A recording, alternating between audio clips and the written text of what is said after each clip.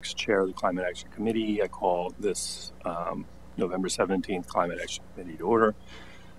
The first item we have is actually, I move that the Executive Committee review and approve the September 15th, 2022 minutes. I will add this is from 2 months ago, as we did not have a quorum in October. Is there a second? Second. Seconded by Mayor Schultz. Any discussion? Hearing none. All those in favor say aye. Aye. All those opposed? The ayes have it. The September 15th, 2022 minutes are approved. Seeing there's no person, at least visible in Borough Hall, is there anybody online that have nobody? Nobody's online? Okay, we'll move on to the next item. If Stephanie is ready, you could go ahead and set up an overview of some things I want to share that we have been working with the borough pretty intensely on for. You can go to the next one. For the last 4 months, it was reflective of a motion we made and passed back in October to have a municipal ops called a local government operations greenhouse gas inventory collected to complement our community greenhouse gas inventory. We had the luxury of having 8 members of a graduate course who does dedicated to greenhouse gas modeling that were teamed up to work with Carlisle Borough. We had 8 others working to conduct a similar one with Camp Hill.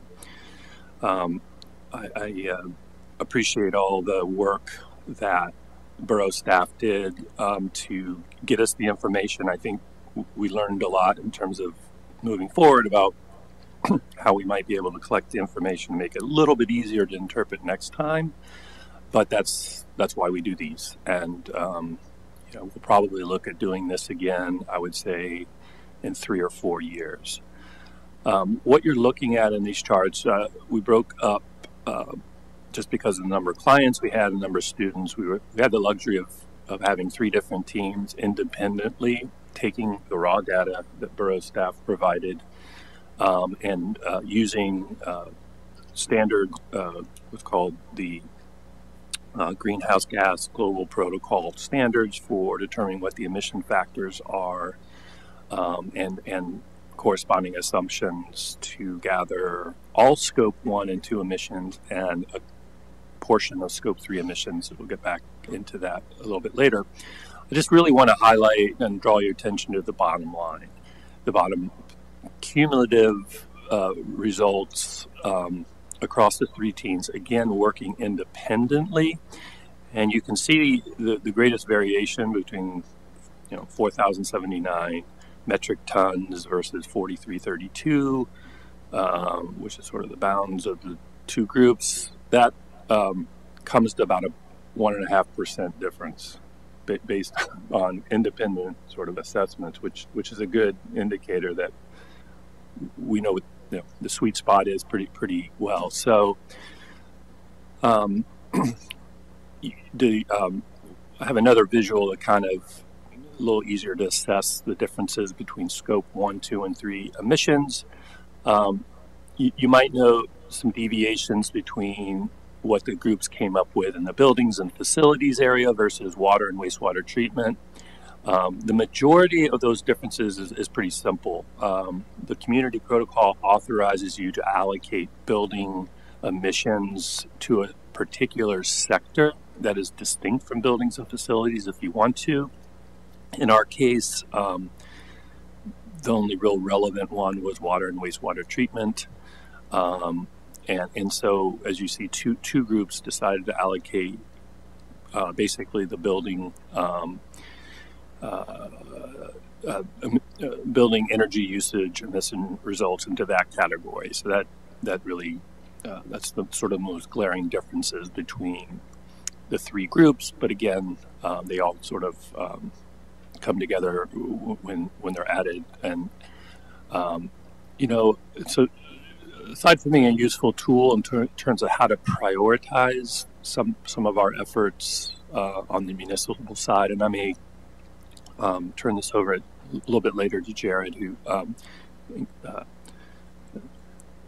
considers that we maybe bring the municipal ops plan up for consideration with the steering committee. But this does help us to direct efforts where at least one of the areas we will consider in any action is the degree to which it reduces greenhouse gas emissions. And this is a very, very helpful tool for us to do that.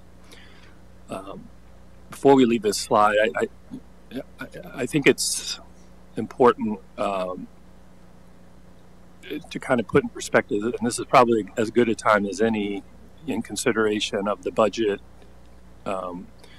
hearings we're having and the budget we're about to consider and pass, is what should we make of those bottom numbers? And roughly speaking, right now, you know, most of the federal government is using a social cost of carbon of around $100 per ton. That has varied under different administrations. It will continue to be updated a bit. That's a good number to kind of help us assess. So what does that mean? So we can take this number right here at the bottom line and roughly say the social costs of how we're operating our municipal ops every year, it comes to around $400,000. That's not a major, but it's not a small part of our budget either. And I think it's important that we consider, you know, the impacts that we make for our decisions on mostly energy use and somewhat in wastewater treatment. That we are affecting people, we're affecting the environment, and we have a way of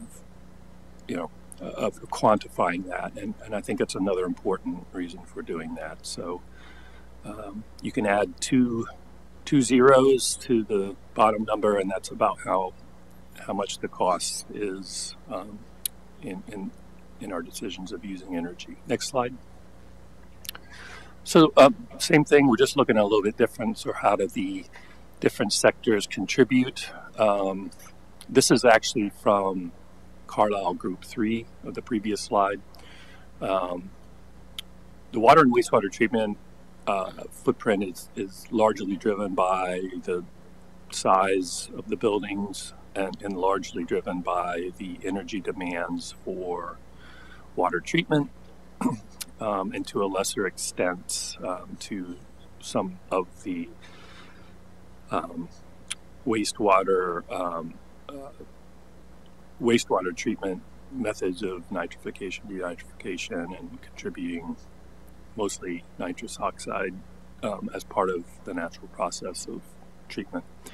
You will see we have a measurable amount from employee commute, which is the green, which captures what the average yearly emissions are from different types of vehicles. We were able to take the surveys. We got a statistically significant enough number of surveys to apply what that would be to every employee. You can see that in the green. So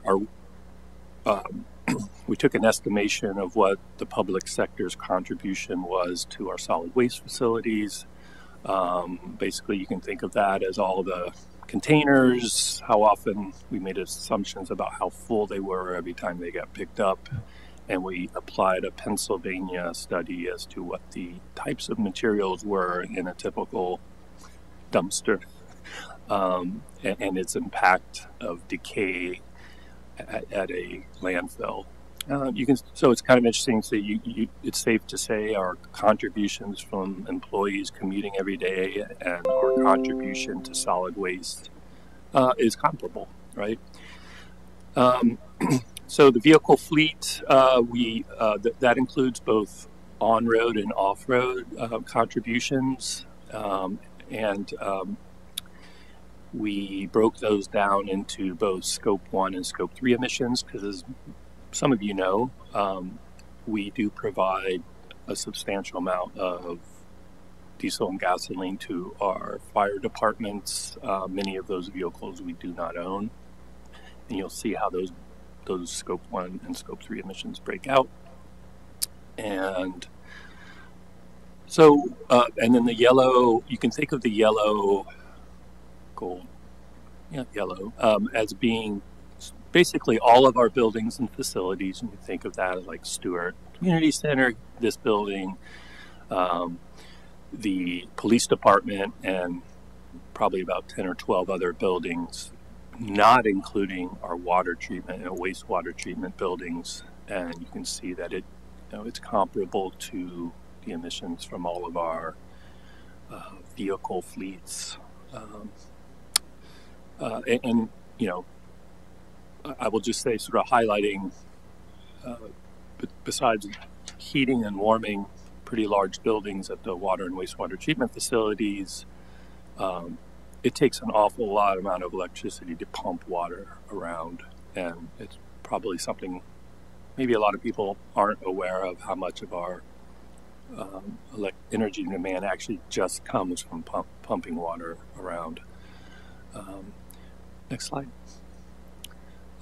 This is the same data, sort of broken up into Scope 1, 2, and 3 emissions.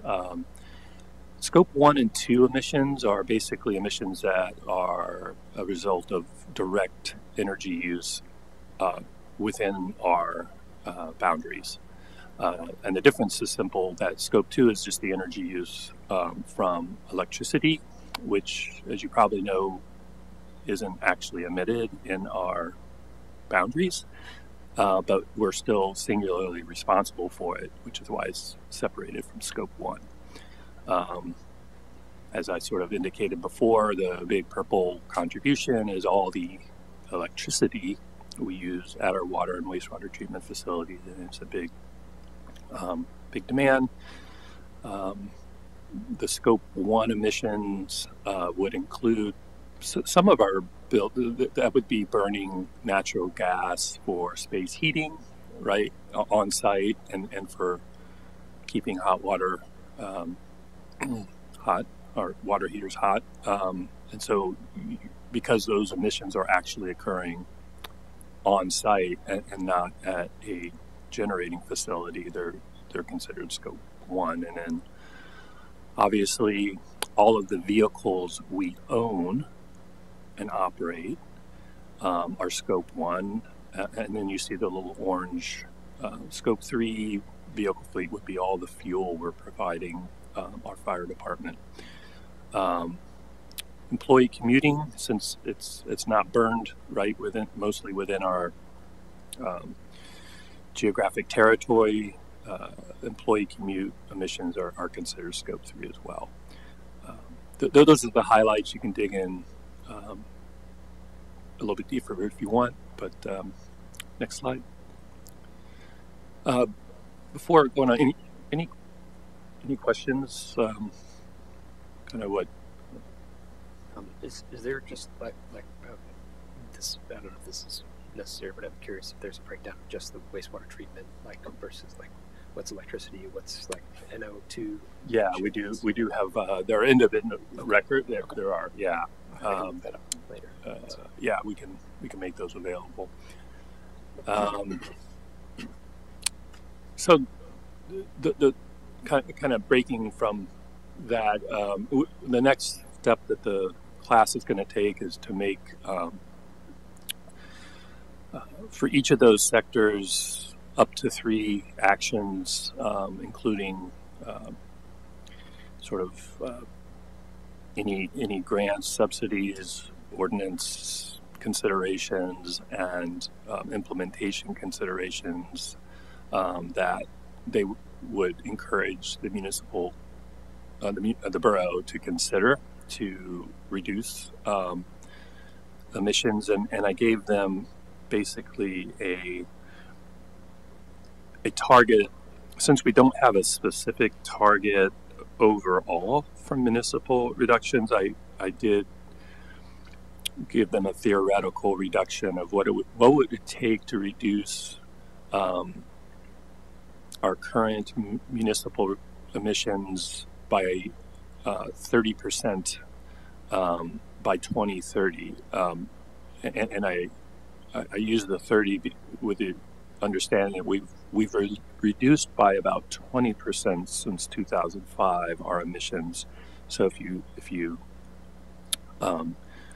add an additional 30%, you would reach a 50% reduction by 2030 relative to 2005 levels, which is getting closer to being consistent with what the science-based targets are for reaching our climate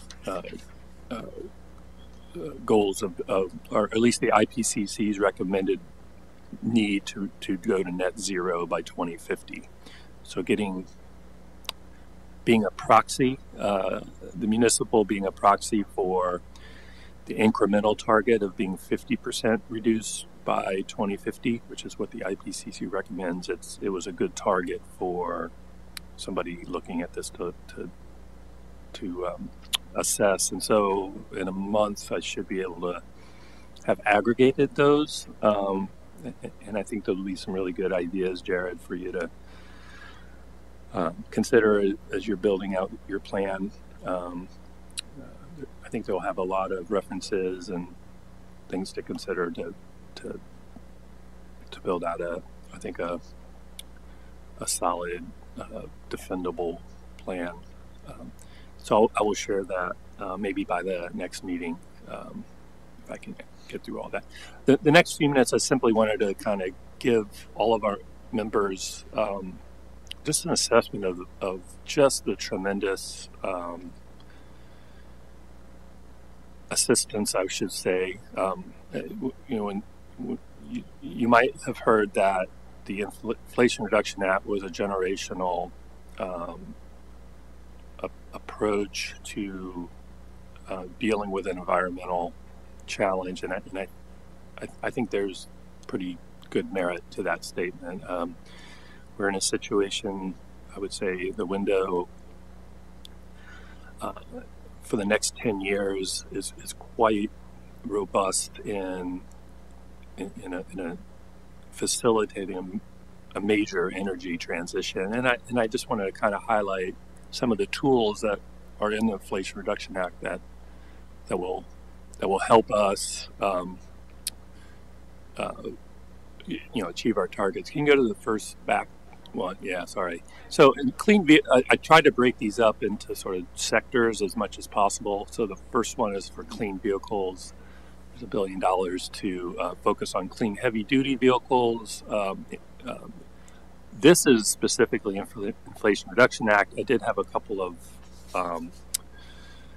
things to say. The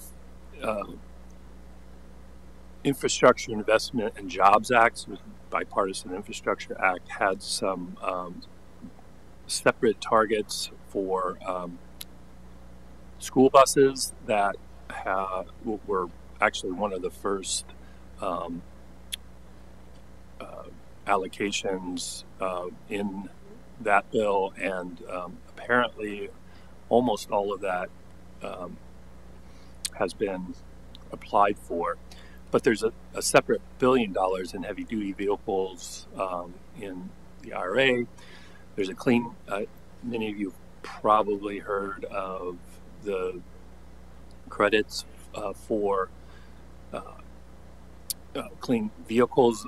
Those are both for, there's an allocation up to $7,500 up to a certain income that can be used to purchase new electric vehicles. There's a price cap on how expensive that EV can be.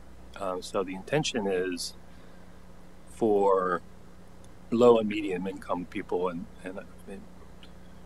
not overly wealthy people to have incentive to purchase an EV. That's not, I think the threshold is maybe 85,000 anything above that is not qualify for the credit. But in that credit, there's also an allocation for used EVs, which, as we know, we're far enough along in the cycle where we can start thinking about we can start thinking about the need for the used car and used EV car market. That's the third item there. Commercial clean vehicles. Again, in the fifth column, you can see who's eligible for these benefits. So you can think of like fleets of vehicles and tax credits for alternative fueling properties. So this is sort of a supplement to the alternative fuel, the AFIG grants that are currently been allocated to states. This is really going to expand those. So that last item complements the EV charging infrastructure dollars that were in the bipartisan infrastructure bill. Next slide. So this is a little bit of a mix of use for these pots, but the first item there is nice. It sort of speaks to my heart for the need to develop plans and the need for municipalities to determine what the best strategies are for using all of these funds. But the second one is really a game changer, and one that I think we're going to spend some time working with. So the Greenhouse Gas Reduction Fund, $27 billion. The largest portion of that is actually supposed to be for the EPA to work with financial institutions to start green banks. So that's going to be a really interesting. They're still doing public hearings. They're doing public comment still on that. That's going to be when we start thinking of our community targets. That's going to be a game changer. The idea of sort of having low interest and hopefully amortizations that are long enough that cause people to be more incentivized to purchase more energy efficient replacements, and really am excited personally about that.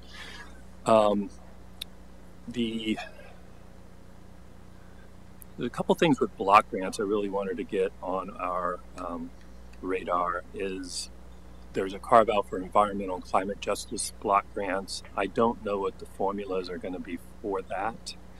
But in the next section, when we talk about housing, I will also say there, in addition to what I have on that list, under the bipartisan infrastructure bill, $550 are going exclusively to energy efficiency community block grants. And those are going to provide states and local governments assistance in implementing strategies to reduce fossil fuel emissions, to reduce total energy use, and to improve energy efficiency. 34% are going to go to eligible units of local government. 34, and that's partly to states, 34% directly to qualifying county and municipalities, and then there's a percentage that are competitive. What we do know about the energy efficiency community block grants is that the minimum size for a municipality to be formula allocated is 35,000. We didn't make that window, but for counties it's 200,000.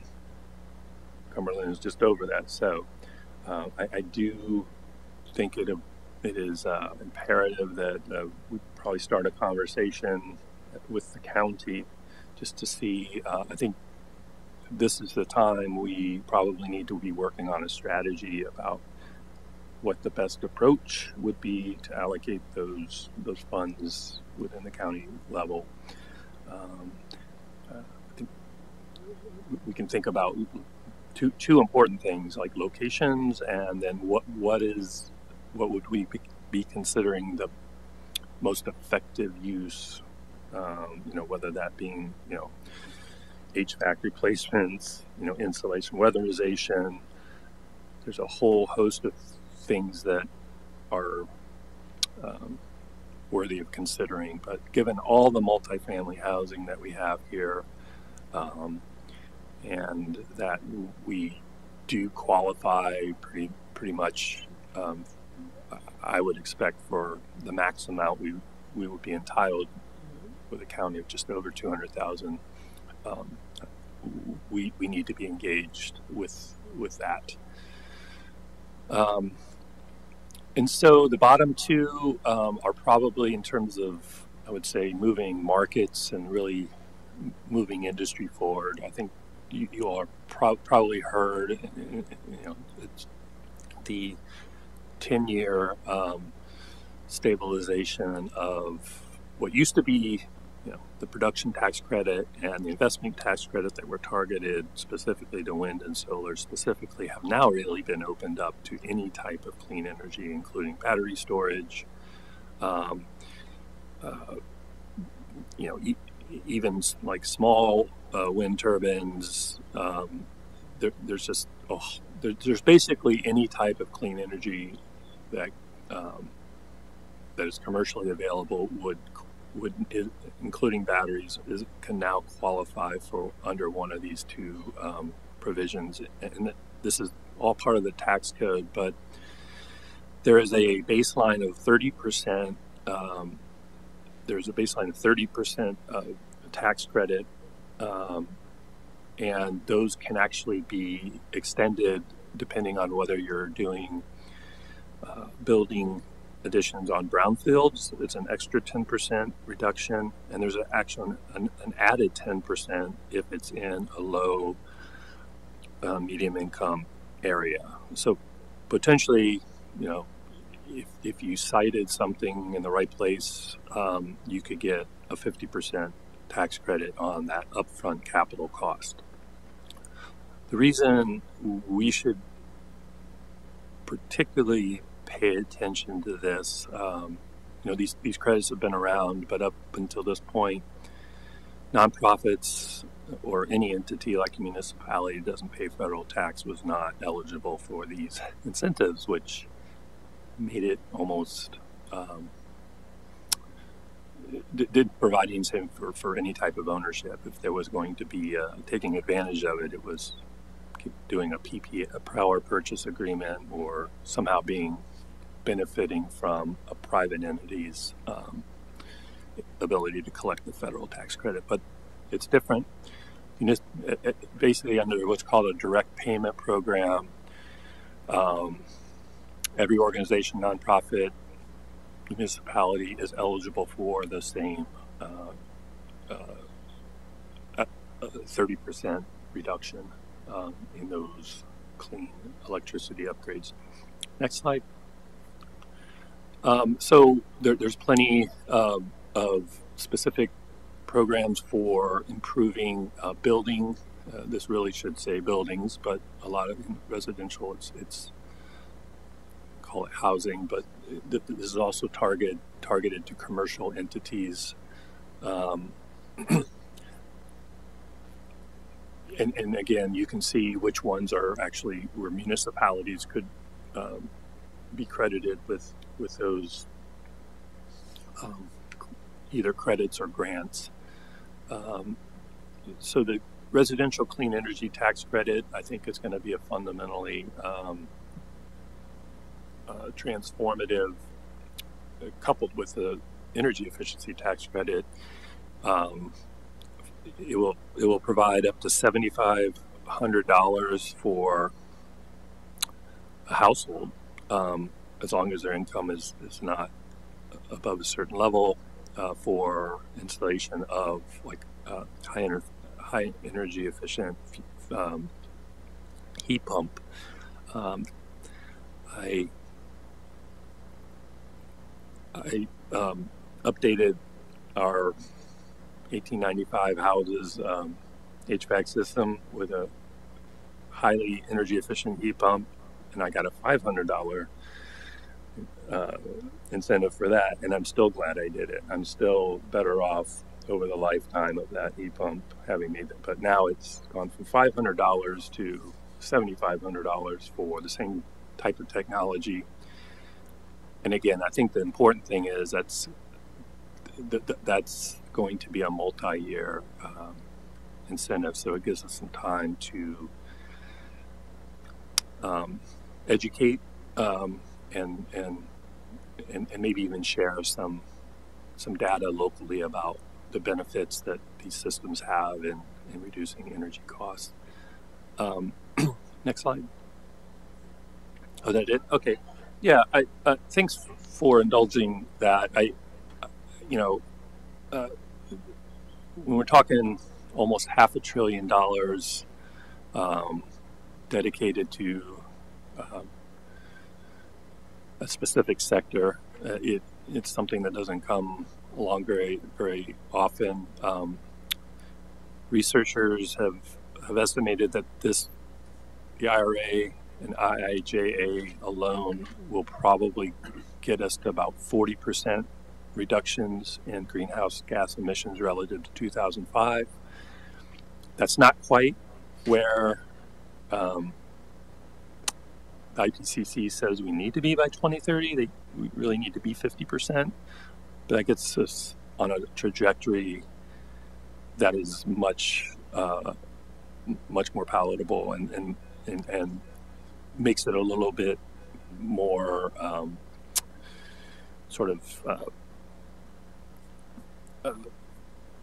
I think brings the markets, and it brings our domestic production capabilities, because there are a lot of requirements that, say for instance, batteries be the minerals for mining and for building batteries are really supposed to incentives go up as those are done more in the United States. So I think it will have knock-on effects that by 2030 we may be in a much better state to reach or get close to what targets we need to be at 2050. So I'm excited as someone who spends time thinking about energy policy, and I'm really looking forward to Carlisle using this federal tool to really get us closer to our goals. And any questions about that?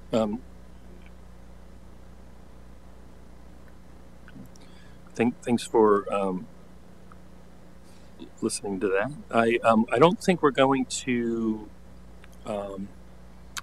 go over our issue tracker today. I did not have it, even though there are a few updates, I did not have a chance to update it before today's meeting.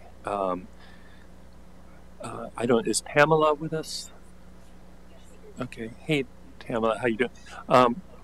I know you did for those who weren't here, Tamala introduced her policy recommendation memo to the members that met last month, and it was a really thoughtful and well-constructed first draft of what we will ultimately send to the steering committee. There were a couple of follow-ups that I asked her to get with the Pathways and Analytics team, trying to get us a little bit maybe closer to having a better narrative in terms of what the policy would mean in terms of overall greenhouse gas emissions, understanding that probably most of the benefits of them were never actually captured in our community greenhouse gas inventory because they were scope 3 emissions, and it's a type of scope 3 emissions we didn't account for. And I saw some work on that. And then we're working with Mitch and the community engagement team to identify the criteria. We have a list of 12 or a dozen or so criteria that we thought were the 3 or 4 criteria that would be most relevant to assess the different options that you considered, and so we can map them and then present those to council. I think I'm not sure we had a chance to do that as much, but do you have any updates, Tamala? No, I just was looking at the chart that Mitch sent over, and I'm going to need a little clarification with him on the ranking scale, what that is referring to. If that's referring to the value based on the residents and businesses, or just what is that value in reference to? Okay. I think we can probably take a little bit closer look at that before the next meeting. I think we got kind of a flood of considerations from Tony to maybe get us a more credible or defendable number in terms of what greenhouse gas emission scope. Actually, they're all scope 3 in our case, but just a better number, and I think we can probably refine that. I think I don't see any reason, Tamala, that we would not be able to actually make a motion to submit it to the steering committee by next meeting. Would you agree? No, I agree. That would be fine. Okay. Well, yeah. Let's keep working on that. I will kind of. I saw a little bit of exchange you had with Tony on the numbers. I'll reflect a little bit more when I have some time to do that. But thank you. Did you have anything? Well, let me just turn it over to you. And do you have anything else, Tamala, from the group? No, I just wanted to delve in just a little bit more with understanding about the consideration or lack of consideration for the scope 3 emissions, since that's where all of them are, but they're very important. And I do feel like it's important to consider those scope 3 emissions as part of our reduction as a community, because overall that is where we need to reduce as a globe, is those scope 3, because everything, the big emissions worldwide are those scope 3 emissions. So I think it is important to consider them and to think of them as a valuable part of the greenhouse gas emissions reductions. Yeah, I for one agree with you. I do. We need to be educational in the sense that the way that we, as you know, the community protocol doesn't require every scope 3 emission. It would be very difficult actually to do, but I think it is important. I agree with you that we try to convey the fact there are significant emissions from the manufacturing of bags that are part of the equation, notwithstanding the fact that it won't show up much the next time we do a a community inventory, but that's okay as long as we can convey that. Thank you, I agree. We'll keep working on that messaging. I have 2 action items. I move that the executive committee recommend conducting a 2021 community greenhouse gas inventory. Is there a second? I'll second that. Thank you. Seconded by Mitch Childs. I would like to just say, for consideration, is that we're now 4 years. If we would do it in 2023 to do a 2021 emissions. I think there are 2 good reasons for doing one. Actually, no, I take that back. There are 3 good reasons for doing one. The most important one is we will already be 4 years old from the 2017, which is our baseline for. And convention is that you should do one about every 4 to 5 years. Since we did it, the second reason is I think it makes sense to complement a 2021 local government op, so we can have the 2 years that actually coincide with each other. So that's another good reason. And the third is I'm confident we could do it without cost, since I get to make it part of the class project. So we don't have to worry about other than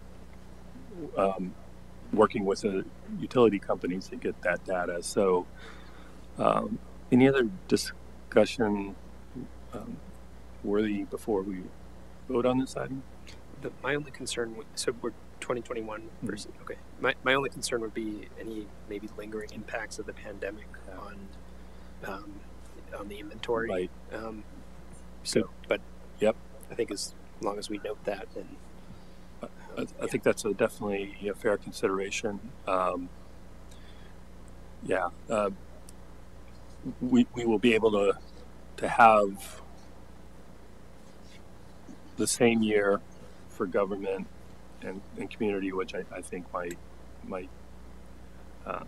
offset maybe a little bit of what we're seeing in the lingering economic and post-pandemic effects. But yeah, I'm expecting to scratch my head a bit and see what we find out. I'm sure 2022 isn't much better with the way yeah have been, so yeah, good point.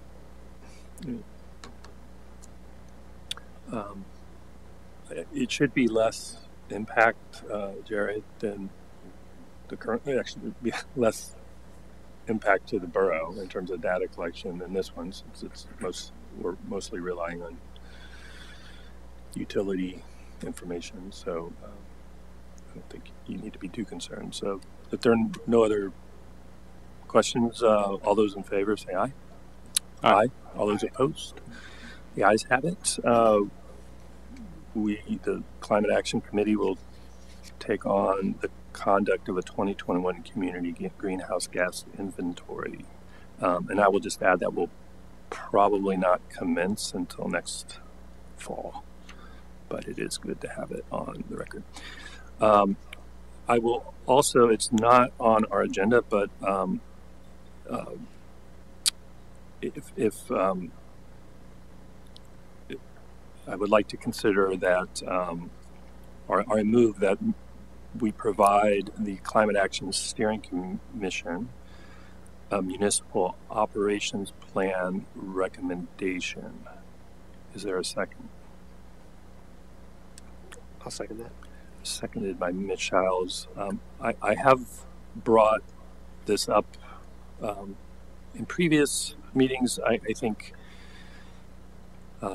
we now have a nice, we have a baseline inventory now that I think a lot of the actions that Jared and the borough will be taking will now have some quantifiable context in terms of meeting our goals. Jared had put together a pretty detailed, I would say, outline of what would go into the plan. I don't know would you like to talk a little bit about it tonight? And I can, just for the purpose of sort of introducing it. Borough Council, as part of their biennial goals, adopted a goal of adopting a municipal operations plan, and this also shows up in the Climate Action Plan. The Climate Action Plan, it's a strategic plan in nature. If you sort of go through it cover to cover, it can be a little bit challenging to sort of, cobble together, implementable, actions from it. So what this document tries to do is take, the council's goals that are articulated in their biennial goal planning and what's in the Climate Action Plan, and sort of tie that all together with what's in the Pennsylvania Climate Action Plan, just to sort of sample what lives in the borough policy document that is the Climate Action Plan, and the state policy that's the Pennsylvania Climate Action Plan. And for municipal operations, the types of things that are in the Climate Action Plan that the borough can directly impact are sort of what this municipal operations plan would sort of deal with.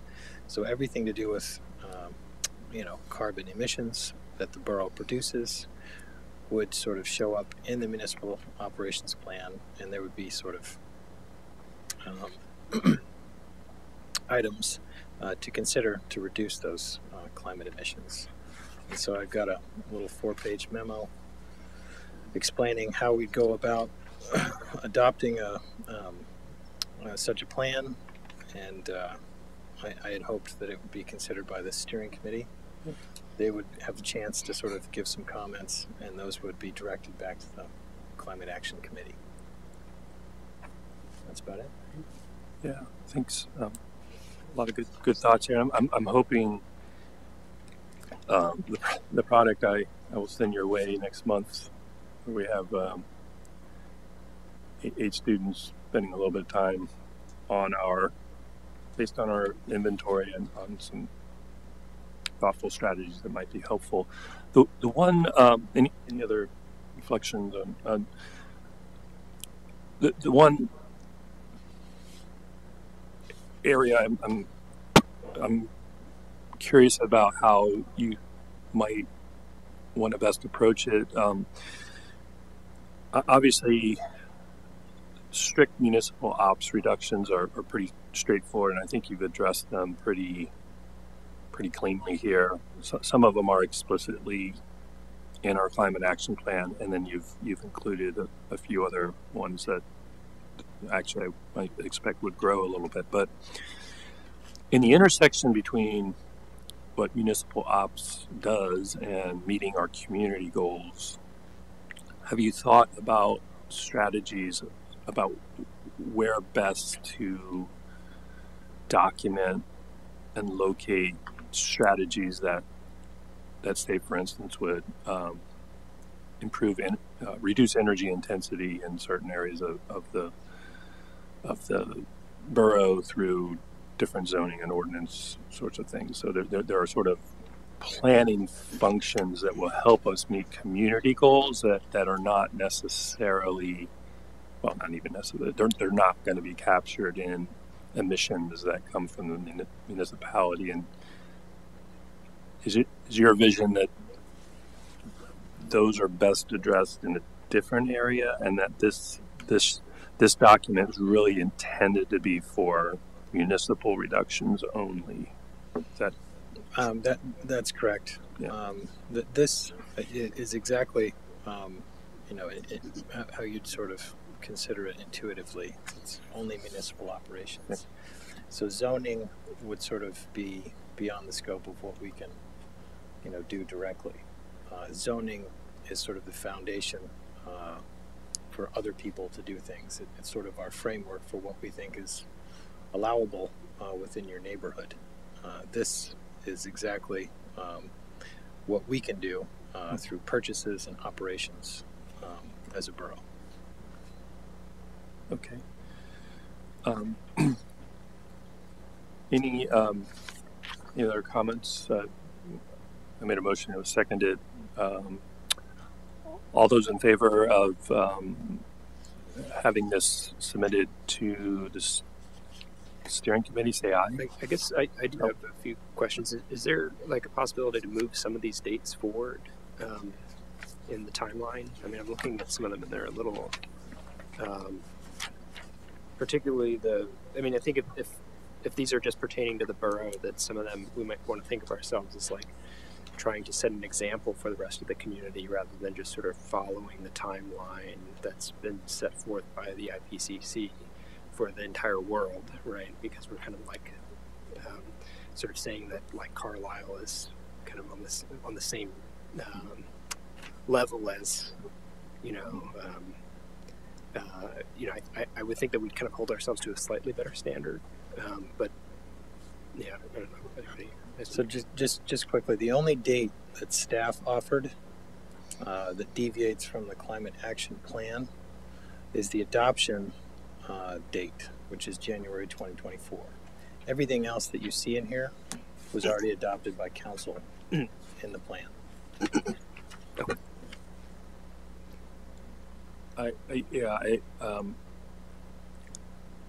I interpret Mitch's comments as being that the original plan may have missed an opportunity to have interim targets that might have been useful in that plan.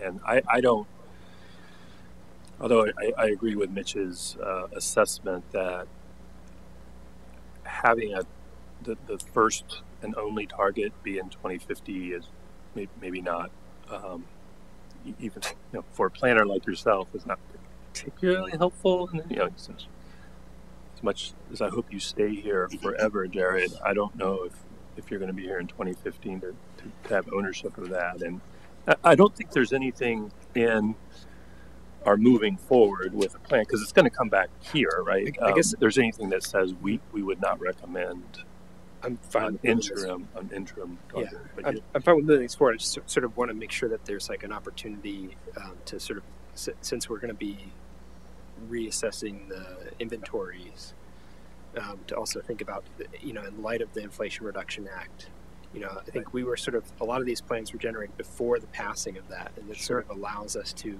kind of like, it really kind of makes some of these goals as though like they aren't even really goals at all. They could almost be like, I don't know, it's like saying you'll eat dinner by, 9 p.m. when you usually have dinner at 6 p.m. Right. It's like kind of like, I think these sort of outline the direction really well. But yeah, so that's all I'm saying. Yeah. No, I think that I think reflecting active realities in federal and state policies and changing our approaches has to happen. This is an active plan, which kind of gets to it, foreshadows an activity we're going to all be engaged with. Because every year I want to go back to council and give them an update and make recommendations to any changes to the plan, because it has to be dynamic, and we can reflect collectively whatever changes we have.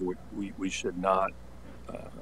I'm rather adamant about not leaving our goals and even some of our recommendations as static. They have to reflect reality, and I hope everybody recognizes that and agrees with that approach. So we have a motion and a second for Jared to introduce a municipal ops plan to the steering group, and that will kick off a formal process internally to develop this, and we will assist as needed to that. All those in favor, say aye. Aye. Aye. All those opposed? Guys have it. We will forward a municipal ops plan to the steering committee, and it is my intent for that to be the only additional focus area for 2023. We still have our 6 focus areas that are well aligned to continuing to remain focused on, including residential energy reduction and our transportation electrification goals. I think adding this on maintains our current capacity. I think we are at the right capacity for continuing to work on those goals for now, and that was, Jared's fairly recent coming on board. We're in a position that we can add that on as needed to issues we consider here. And I think we have a good planning set of planning documents now in place with our greenhouse gas inventory to help Jared along with what I'm sure will eventually be him being the lead in developing. Okay, so let's go around and just getting the updates. We'll start out with Mitch. Any updates from community engagement? Sure. I have been a little bit indisposed with my family for the past month and a half, but Bob Ackerman from our group has held 2 focus groups, one which I was able to sort of kind of attend online for Bikes and Trails, which is actually our second most well-attended focus group. I think there were 14 people at it.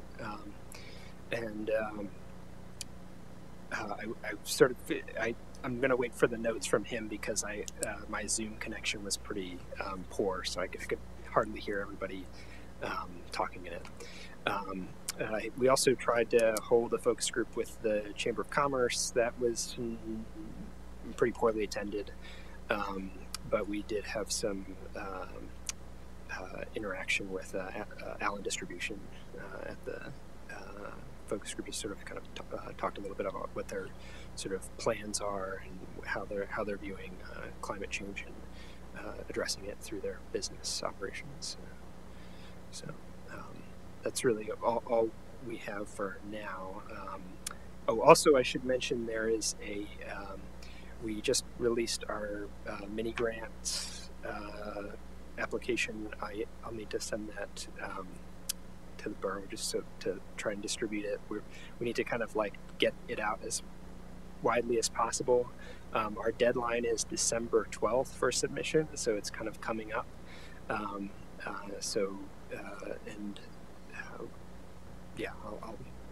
leave it at that if anybody has any questions. Thanks, Mitch. I'm not sure if Tony. No, he did not, Jen. Okay. Did Carla?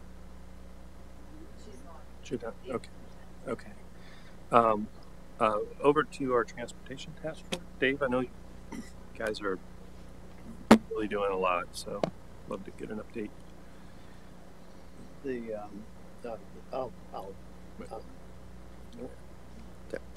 I'll call our the two objectives that we're working on. EV transition as one, and then decreasing community vehicle miles traveled.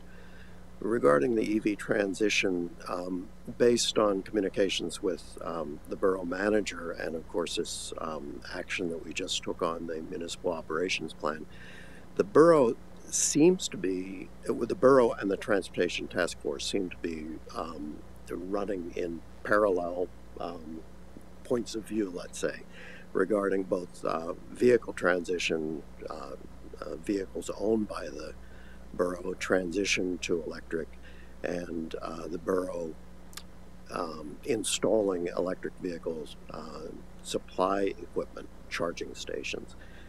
There seem to be two more actions for the Transportation Task Force to pursue in this objective, and one is to prepare a draft request for proposals to support the private parties in the borough that wish to consider putting in EV charging stations, and to alert perhaps the chamber and downtown Carlisle to the matter of the I-81 interchanges, which are high priority interchanges where private property owners, such as businesses, could attract alternative fuel incentive grants from the Department of Transportation. So we will continue with those two tasks. Much of our effort is going to be focused on the decreased community vehicle miles traveled. As I mentioned last month, we see the education program as the most important first step. And in that regard, I attended a bicycle conference in Lancaster on last Saturday. The focus was on active transportation plans and Vision Zero plans. These are both things that are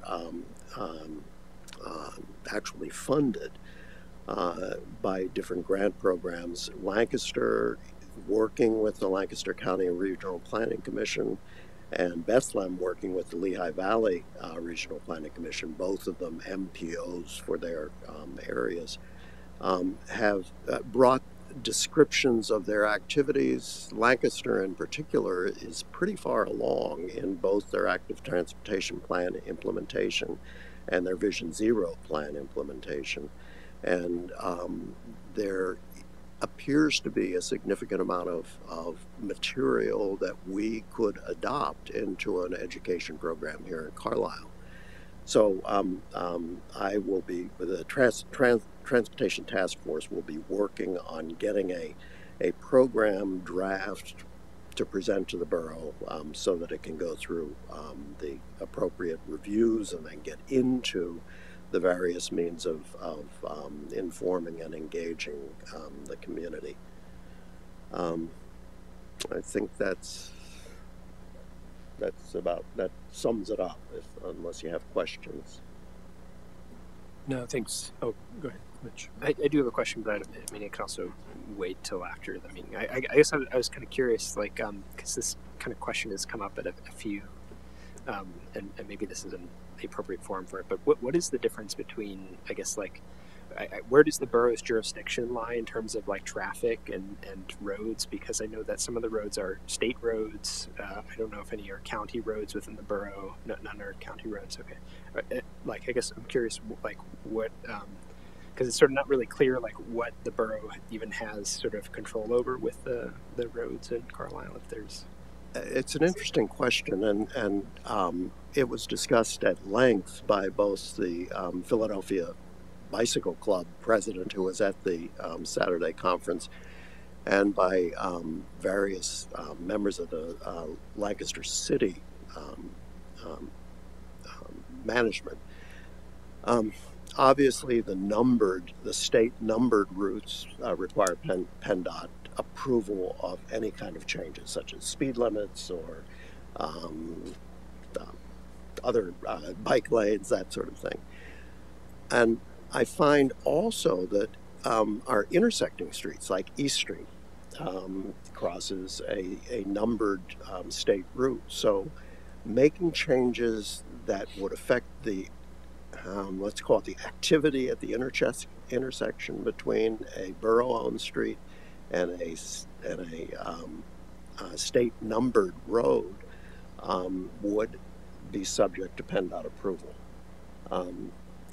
So one of the subjects that came up on Saturday, and it's a very interesting part of the program, is the concept of parking separated bicycle lanes, and these are not allowed on PennDOT roads by law, and but are allowed on non-PennDOT roads by potential action of the municipality. So, and as this education program goes on, I see an introductory period, and then as the borough considers different actions, such as bike lanes, such as just bike lanes, for instance, or maybe changing an intersection to no turn on red and that sort of thing. Each one of those actions could then be prefaced in the education program. So the community is told that the borough's thinking of this, and this is the reason we're thinking of this, and please let us know how you feel about this, and then eventually perhaps it gets implemented. Is that a reasonable answer to your thank you. question? Yeah, no, that just clarified a lot of things for me that I sort of wasn't, didn't really know the answer to. So, thank you. I'm curious, actually, could be from either Mitch or David. Has there been any serious discussion about the utility or interest in looking at pedestrian access that are not actually on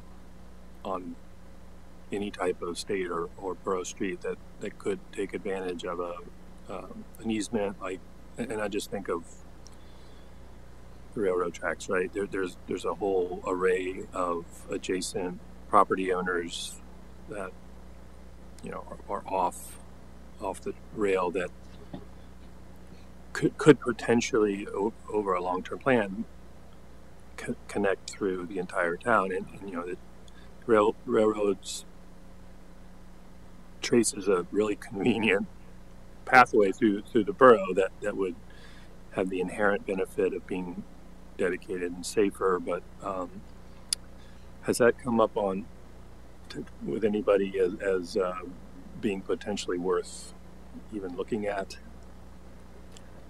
Briefly, and it didn't receive a whole lot of positive response by the task force, myself included.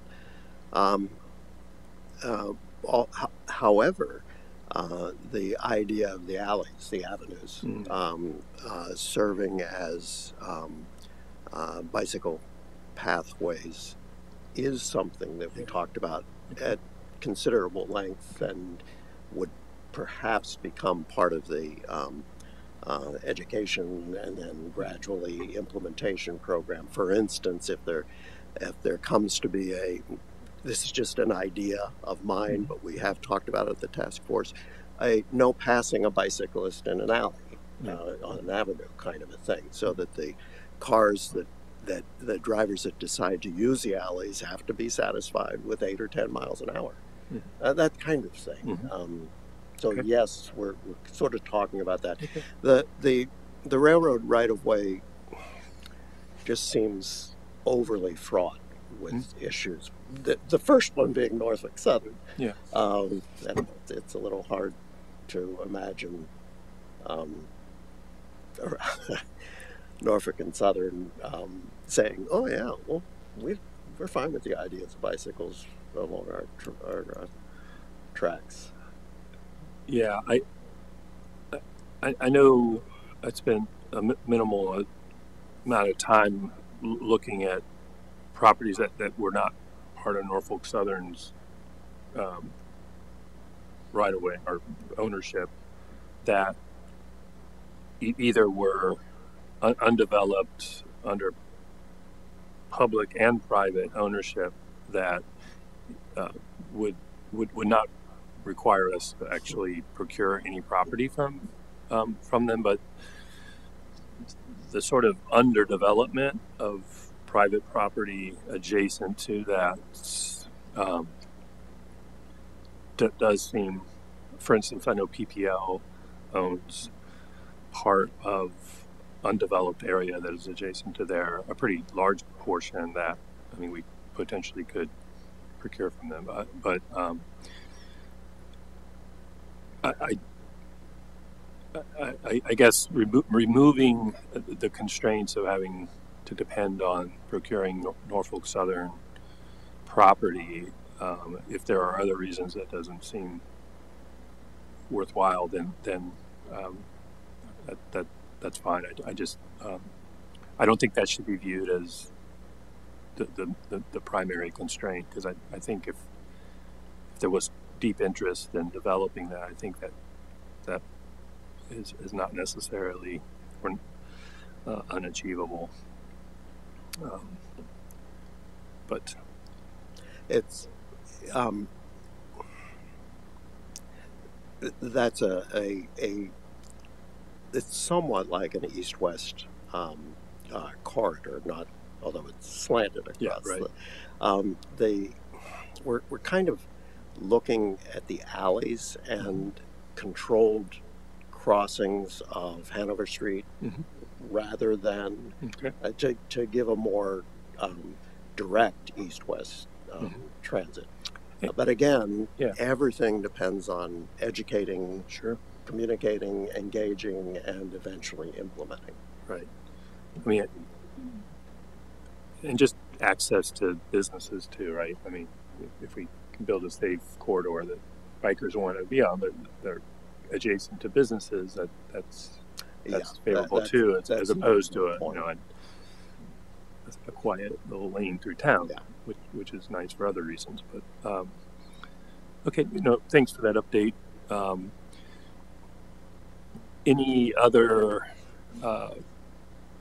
updates from other members? There. I can report, and Jared will go into more detail, that I think I teased the parking and EV charging last month. They're now ready for prime time, so they'll be uploaded to SharePoint. And because Jared last had his eyes on it in the most detail, I've asked him to give us a real quick high level overview of them. So the borough looked at all the parking lots, of all the public parking lots, and a couple other locations that we have control over for electric vehicle charging stations. And I think we're going to share the report, right? It's about a 9-page report. And the finance department sort of cobbled together all the information that was gathered. We looked at different charging station providers. We looked at different financing options, purchasing options, and we considered the input from some local stakeholders, including the Chamber of Commerce, the Cumberland County Area Economic Development Corporation, Dickinson College's student analysis of EV charging stations, and some of the local vendors, in particular ChargePoint,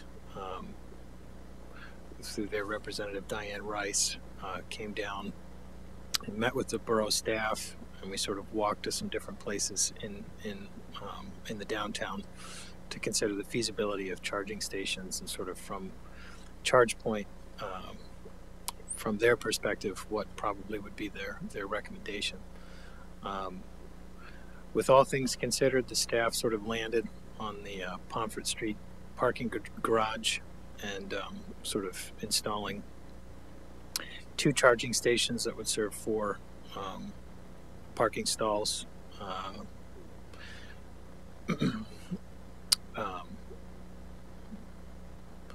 The other places that were considered,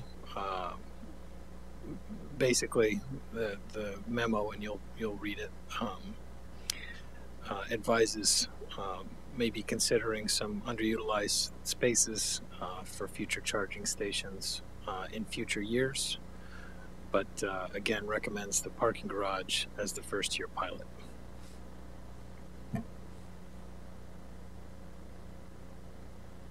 So thank you, Jared. Appreciate that. I asked him sort of at the last minute to go over that item, and like I said, we'll have them uploaded to the SharePoint, and you'll be able to look at it in more detail. Thank you, Mr. Mayor. Anybody else have anything for the group? I missed the opportunity when I was going over the LGO inventory to try to put in perspective what the footprint was compared to our community numbers. And I was just looking back and did some quick division. So basically, it's about 1.6% of all of our emissions are coming from municipal ops in our community. That number is pretty consistent with a lot of municipalities. Some municipalities that do more service provisioning, like electricity, and even some with regional airports, those numbers will be substantially higher. So just to kind of give us all an expectation of what eventually getting to net zero would mean in municipal ops, it's still, as important as it is for numerous reasons, it's still would be a much bigger challenge to get the right interests and financial business and I would say ESCOs, energy service companies, to really find Carlisle to be a place to do business, because that's where 98% of our challenge is going to be, and none of us should be surprised by that number, but just to put it in perspective. Okay, if there's nothing else, this meeting is adjourned. Thank you.